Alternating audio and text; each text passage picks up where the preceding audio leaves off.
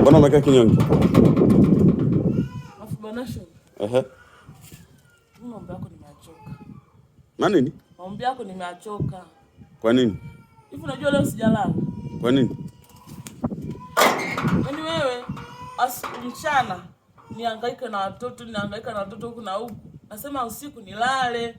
Wewe ndio kwanza kupiga kelele na maombi. Hivi kweli? Kwa nini sio naomba? Kuomba kimekime uwezi. Mimi nimechoka na maombi.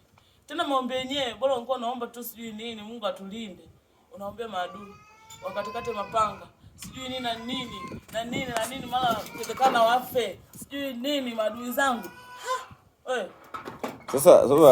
Sasa mimi unataka niombaje sasa? Omba vizuri. Unashindwa kuombea watoto wako.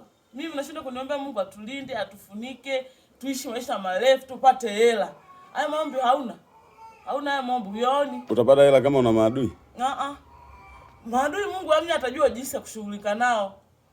Wewe jiombee wewe. Mungu maadui yako nafikiri hawaoni. Anaona lakini Mungu atajua jinsi ya kushughulika na maadui zao. Mimi siwezi kuwa mnafiki. Adui yangu ni muombe heri.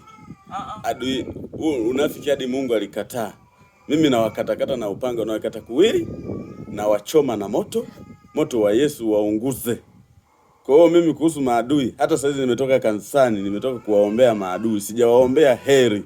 Nimewaombea wapate mabaya. Unamjua adui yako? Adui simjui. Haumjui. Simjui. Kwa hiyo ashumu Mungu amekwambia adui yako ndo fulani ndo aliyokufa leo. Utasema au utafanyaje?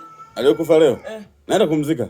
Unajuaje kama adui yako? Je, kama mimi au mtu wa jirani yako utajisikiaje? Utafurahi? Adui ni adui. Hebu shika hii. Shika hiyo Biblia kaniwekee ndani. Hapana, mimi sasa nachukua maamuzi magumu. Nachukua maamuzi magumu liwalo naliwe. Na kuacha hapa na maombi yako.